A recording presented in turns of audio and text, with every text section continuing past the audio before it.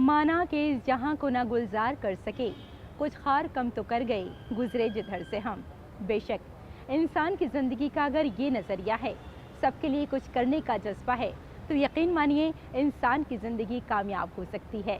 ज़रूरत इस बात की है कि हम कुछ बेहतर सोचें, और इसीलिए हर एक हफ्ते हम कुछ ऐसी ही कहानियाँ लेकर आपके रूबरू हो जाते हैं प्रोग्राम गुड न्यूज़ जज्बा इंडिया के साथ। मैं हूँ रेशमा, मेरा आदाब कबूल कीजिए। दोस्तों, लाइब्रेरी की अहमियत से हमें कहाँ इनकार है। लाइब्रेरी कहा करते हैं कि जहन की ग़िज़ा हुआ करती है। यहाँ हमें हर तरह की किताबें दस्तयाब होती हैं, लेकिन ऐसी बहुत सारी जगह हैं जहाँ लाइब्रेरियाँ होती ही नहीं हैं। लिहाजा ऐसे दूर दराज के इलाकों में जहाँ लाइब्रेरी होना पॉसिबल नहीं है, अब लोग वहाँ लाइब्रेरियाँ कायम कर रहे हैं ताकि बच्चे अपने निसाब के अलावा, अपने सिलेबस के अलावा अपनी पसंद की किताबें वहाँ से ले सकें, पढ़ सकें और अपनी ग़िज़ा यानी कि जो उनको ज़हनी ग़िज़ा मिल जाए, वो उनके लिए बहुत ज़रूरी होती है। लिहाजा लाइब्रेरी का होना बहुत ज़रूरी है और आज लाइब्रेरियाँ कायम की भी जा रही हैं। तो चलिए देखते हैं इस रिपोर्ट में कि कौन सी जगह ये लाइब्रेरी बनाई जा रही है।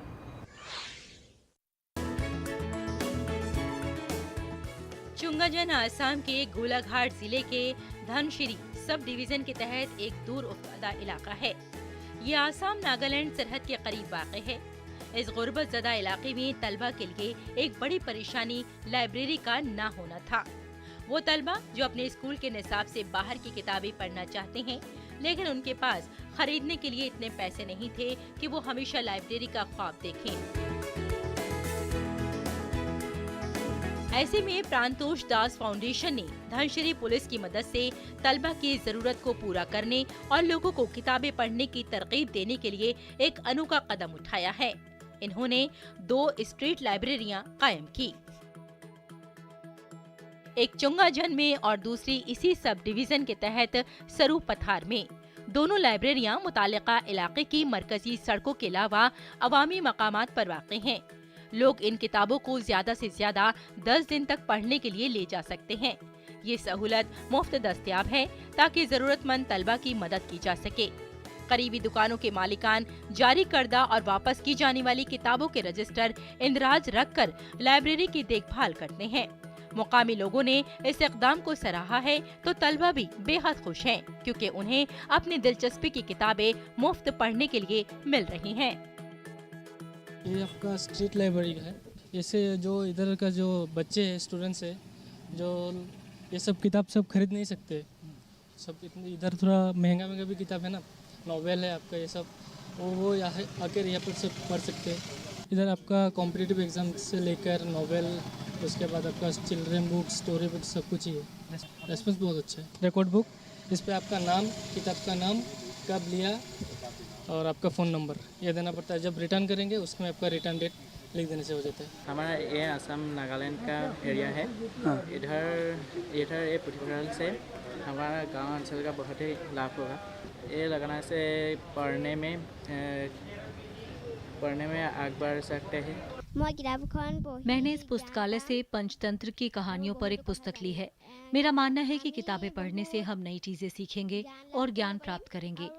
मैं सभी से इस पुस्तकालय में आने और किताबें पढ़ने का अनुरोध करना चाहूंगी।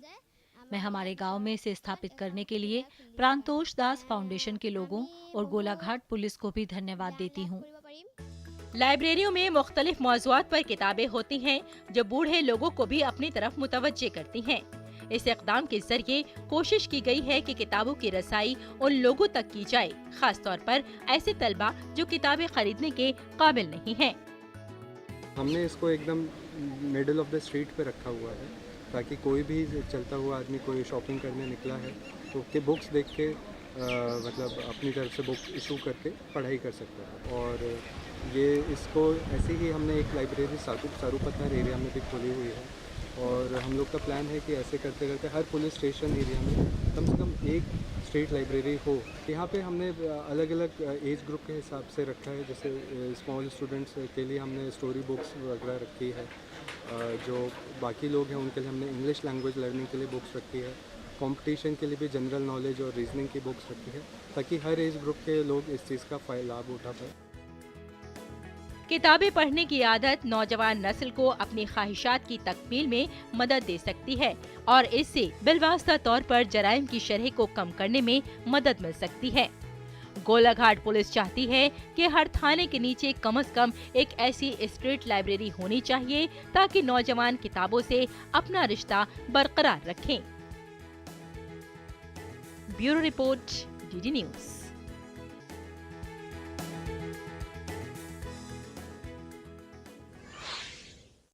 और चलिए अब आपको लिए चलते हैं एक ऐसे बैंक में जिसे बच्चे खुद चलाते हैं। जी हाँ, मैनेजर भी खुद और अकाउंटेंट भी खुद। बच्चे यहाँ अपना अकाउंट खोलते हैं और अपना जेब खर्च यहाँ जमा करते हैं। जितनी उनकी ज़रूरत होती है उतना पैसा निकालते हैं और ज़रूरत के हिसाब से फिर से इसमें पैसा जमा कर देते हैं।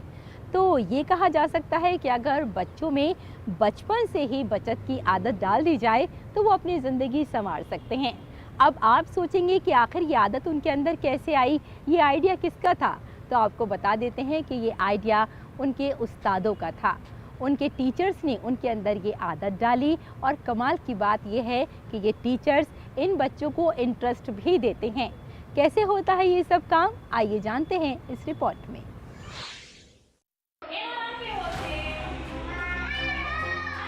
ये है खेड़ा डिस्ट्रिक्ट प्राइमरी स्कूल का काजीपुरा बैंक, जिसे बच्चे चलाते हैं, जिसमें मैनेजर से लेकर अकाउंट खोलने वालों तक और जो लोग ग्राहक बनकर अकाउंट में पैसे जमा करते हैं वो भी बच्चे हैं। हमारे स्कूल में अदर एक्टिविटीज़ ज़्यादा चल रही है। सांस्कृतिक कार्यक्रम चल रहे हैं, यहाँ प्रवास पर्यटन चल रहे हैं, योगा कंपटीशन चल रही है। तो सभी के लिए वो हम पैसे मंगवाते हैं घर से। तो काफ़ी बच्चे वो पैसे ला नहीं पाते। तो हमने वो सोच के यहाँ विचार आया हमें और हमने तय किया कि हम यहाँ बैंक ऑफ काजीपुरा बनाए। और इससे फ़ायदा ये हुआ है कि जो बच्चे हैं वो बचपन से ही पैसे का मूल्य समझने लगे। इससे गांव के सरपंच, सारे बच्चों के पेरेंट्स भी ज़्यादा खुश है इससे। ये कोशिश इसलिए की गई ताकि स्कूल आने वाले बच्चे अखराजात को समझ सकें और पैसे की बचत अब उनकी जिंदगी का अहम हिस्सा बन चुकी है। बच्चे अपनी बाकी रकम यहाँ के सेविंग अकाउंट में जमा कराते हैं और अपनी जरूरत के मुताबिक निकालते हैं और उन्हें किताबें, बाल मेला और तालीम से मुताल्लिक अशिया खरीदने में इस्तेमाल करते हैं। जो पैसे मुझे घर पे से मिलते हैं उन पैसों में से थोड़े पैसे मैं मेरी ज़रूरत की चीज़ों में यूज़ करती हूँ और थोड़े पैसे मैं बचत बैंक में जमा कराती हूँ। इस बचत बैंक से हम हमारे साल में से कोई प्रवास पर्यटन हो या हमारे साल में फूड फेस्टिवल भी सेलिब्रेट किया जा रहा है, उन पैसों में हम बचत बैंक में जो पैसा जमा कराते हैं उन पैसों में से खरीद कर हम प्रवास पर्यटन और फूड फेस्टिवल में सेलिब्रेट में यूज़ कर सकते हैं। और हमारी पढ़ाई का कोई भी खर्च हो या हमें कोई पुस्तक लेनी हो या कोई पेंसिल जो हम रामहाट में से ले सकते हैं। ये बैंक फर्स्ट क्लास से 8th क्लास तक पढ़ने वाले तलबा के जरिए चलाया जाता है। अब तक 242 बैंक अकाउंट हैं और इस बैंक के जरिए स्कूल के असातिज़ा बच्चों को सालाना 8% सूद भी देते हैं। आज जो बच्चे इस बैंक में पैसा बचाते हैं वो अपने छोटे बड़े अखराजात के लिए अपने खानदान पर मुनहसर नहीं हैं। ये बच्चे पैसे की कद्र और इसके इस्तेमाल को समझने के काबिल हो रहे हैं। हमने जो बैंक स्टार्ट किया है उसमें वो बच्चे अपने पैसे जमा करते हैं और इस पैसों से वो बहुत सारी एक्टिविटी में अपने पैसा खर्च करके वो अपना हिस्सा ले सकते हैं, जैसे कि प्रवास करना हो या फिर उनकी ज़रूरत की कोई चीज़ें खरीदना हो, योगा में हम जो कॉस्ट्यूम बनवाते हैं उनके लिए उसमें पैसे खर्च करना हो। और इससे बच्चों को फ़ायदा भी मिल रहा है और एक बच्चों का देख के दूसरे बच्चे भी इसमें इंटरेस्ट ले रहे हैं और बचत कर रहे हैं। तालीम सिर्फ किताबी नहीं, अमली जिंदगी में मुफीद चीजें सिखाना भी बहुत जरूरी है। ये मासूम बच्चे हमारे मुल्क के नौजवान होंगे जो आगे पढ़कर इंजीनियर, डॉक्टर्स या बैंक मुलाजिम बनेंगे। ये बच्चे न सिर्फ खुद सीख रहे हैं बल्कि दूसरों को भी सिखा रहे हैं कि जिंदगी के इस मरहले पर फितरत का इस्तेसाल किए बगैर मुस्बत तरीके से कैसे आगे बढ़ना है। Bureau report, DD news. और यहाँ लेते हैं एक छोटा सा ब्रेक, जल्द हाजिर होते हैं। आप देखते रहिए गुड न्यूज़ जज्बा इंडिया का। देख रहे हैं, मैं हूं अशोक श्रीवास्तव। कोई फैक्ट चेकर चाहता है सवाल है। आसान नहीं होता सच के लिए लड़ना। जिसकी आवाज कोई नहीं बनेगा, उसकी आवाज हम बने। जो डर जाते हैं वो झूठ से कहां टकराते हैं। जो गरीब के स्कूल में, गरीब के स्वास्थ्य के लिए खर्च होना चाहिए, वो लूट कर इन्होंने अमीर ठेकेदारों को दे दिया। सच को जानना हो तो झूठ पर करना होता है प्रहार, हर बार बार बार। मैंने आपसे पूछा, आपने ठीक है नहीं कहा ना आपने। और कोई मुद्दा नहीं है तो सोनिया गांधी की गुडबुक में मैं अपना नाम गोल्डन अक्षरों में कैसे दाखिल करूं? इसलिए न फेक न्यूज न झूठ, हमेशा सच के साथ 2-2। देखिए मेरे साथ 2-2 सोमवार से शुक्रवार रात 9 बजे सिर्फ डीडी न्यूज पर।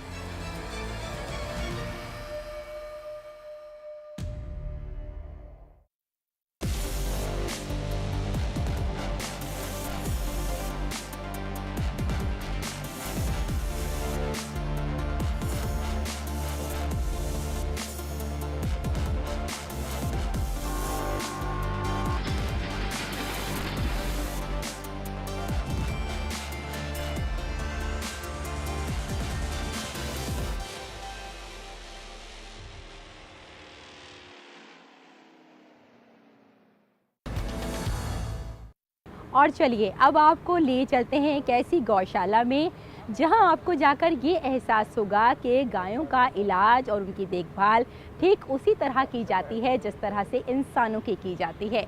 यानी यहाँ गायें शावर भी लेती हैं और साथ में उनका उसी तरह से इलाज किया जाता है जिस तरह से इंसानों का होता है। बाकायदा उनका आइडेंटिटी कार्ड बनाया जाता है और उनका पूरा ख्याल भी रखा जाता है। तो कैसी है ये गौशाला, किसने बनाई है ये गौशाला, किस तरह से यहाँ गायों का पूरा ख्याल रखा जाता है, आइए आपको दिखा देते हैं इस रिपोर्ट में।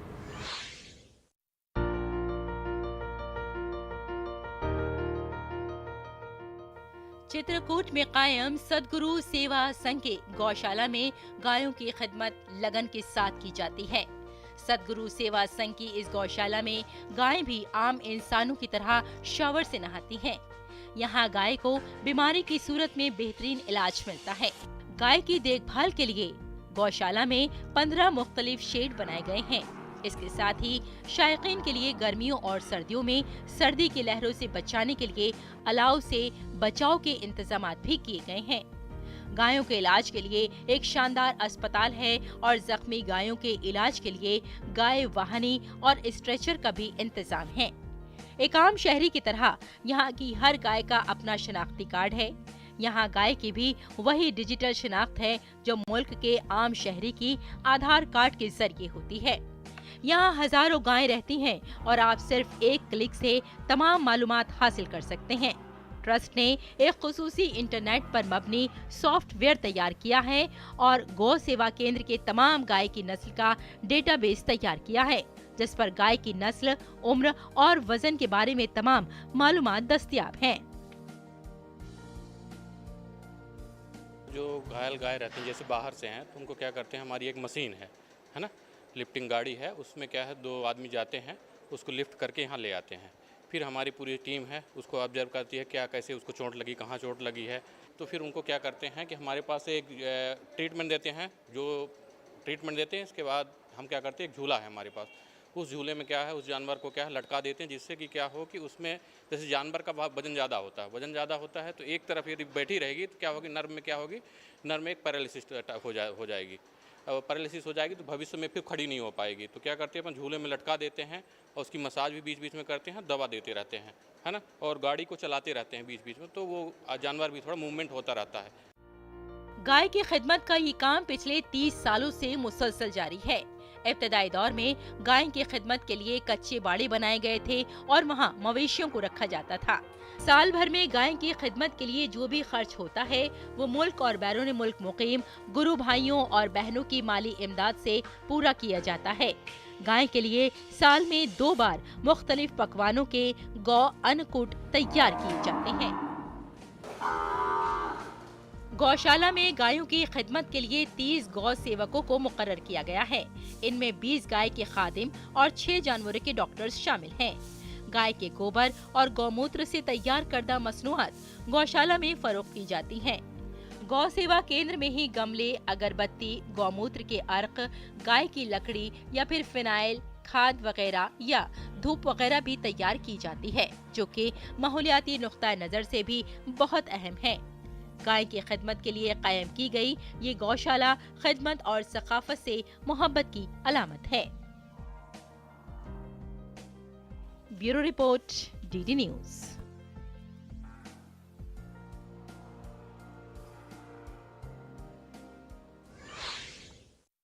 और यहाँ लेते हैं एक और छोटा सा ब्रेक, जल्द हाजिर होते हैं। आप देखते रहिए गुड न्यूज जज्बा इंडिया का।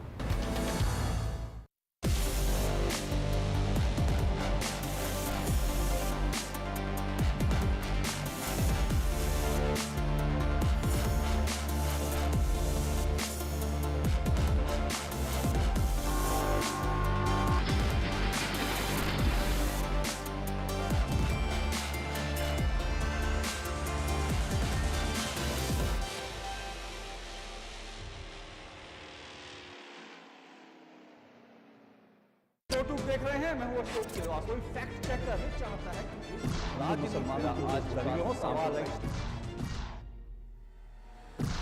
आसान नहीं होता सच के लिए लड़ना। जिसकी आवाज कोई नहीं बनेगा, उसकी आवाज हम बने। जो डर जाते हैं वो झूठ से कहां टकराते हैं। जो गरीब के स्कूल में, गरीब के स्वास्थ्य के लिए खर्च होना चाहिए, वो लूट कर इन्होंने अमीर ठेकेदारों को दे दिया। सच को जानना हो तो झूठ पर करना होता है प्रहार, हर बार बार बार। मैंने आपसे पूछा, आपने ठीक है नहीं कहा ना आपने। और कोई मुद्दा नहीं है तो सोनिया गांधी की गुडबुक में मैं अपना नाम गोल्डन अक्षरों में कैसे दाखिल करूं? इसलिए न फेक न्यूज न झूठ, हमेशा सच के साथ 2-2। देखिए मेरे साथ 2-2, सोमवार से शुक्रवार रात 9 बजे सिर्फ डीडी न्यूज पर।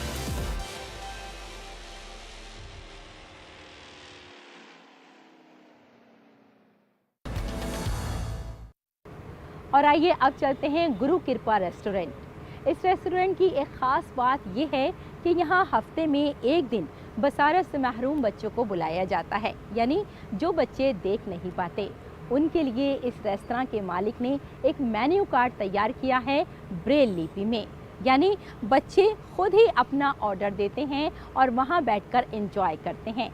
तो इस रेस्टोरेंट के लिए इस दिन ये ख़ास दिन माना जाता है। तो चलिए देखते हैं कि बच्चे यहाँ आते हैं और किस तरह से अपना ऑर्डर देते हैं। समाजी मसावात की तरफ एक कदम उठाते हुए इंदौर में एक रेस्तरां ने ब्रेल रस्मुल खत में मेन्यू कार्ड पेश करना शुरू कर दिया है, ताकि बसारत से महरूम ग्राहक खुद खाना ऑर्डर कर सके। ये पहल इंदौर शहर के गुरु कृपा रेस्तरां में शुरू की गई थी। इस मौके पर हफ्ते के रोज महेश ब्लाइंड वेलफेयर एसोसिएशन के कुछ बसारत से महरूम बच्चों को रेस्तरां में मदऊ किया गया था। आज मुझे अपने आप पे बहुत प्राउड फील हो रहा है कि मैंने खुद ने खाना ऑर्डर किया है, हम सब ने खुद ने खाना ऑर्डर किया है। आज हमें बहुत प्राउड फील हो रहा है। मैंने कभी कल्पना ही नहीं की थी कि मैं कभी होटल जाऊँगी या मेन्यू कार्ड देखूंगी, खुद ऑर्डर करूँगी, कभी नहीं सोचा था लाइफ में। बच्चों ने ब्रेल स्क्रिप्ट में लिखे मेन्यू कार्ड को देखकर खुद ही ऑर्डर किया। ये पहल कन्फेडरेशन ऑफ इंडियन इंडस्ट्री के यंग इंडियंस ग्रुप ने शुरू की थी, जिन्होंने कुछ रेस्तरां चलाने वालों से मुलाकात के बाद ये ख्याल पेश किया ताकि कुछ बच्चे जो बसारत से महरूम हैं वो जिंदगी का जायका हासिल कर सकें और आज़ादी का एहसास पैदा कर सकें। कन्फेडरेशन ऑफ इंडियन इंडस्ट्री का यंग इंडियंस ग्रुप रेस्तरां चलाने वालों के साथ बातचीत के बाद इस प्रोजेक्ट की क़यादत कर रहा है। हम यहाँ पर महेश डिस्ट्रीहीन के 46 किड्स को यहाँ पे लाए हैं जो स्पेशली एबल्ड हैं, ब्लाइंड, तो उनके लिए ब्रेल मेन्यू हमने सेट करा है, जो यहाँ गुरु कृपा होटल में करा है हमने विजयनगर में। तो यहाँ पे वो खुद के कॉन्फिडेंटली मेन्यू पढ़ पा रहे हैं और खुद से बिना किसी की सहायता के ऑर्डर कर पा रहे हैं, तो उनको वो चीज़ का बहुत कॉन्फिडेंस आया है। भारत में तकरीबन 27 मिलियन दिव्यांग रहते हैं, जो एक बड़ी तादाद है, और इनके पास पब्लिक ट्रांसपोर्ट और रेस्तरां और फिल्म थिएटर जैसी जगहों तक महदूद रसाई और सहूलियात हैं, और इसके लिए ये प्रोजेक्ट काफी काबिल तहसीन है। Bureau report, DD news.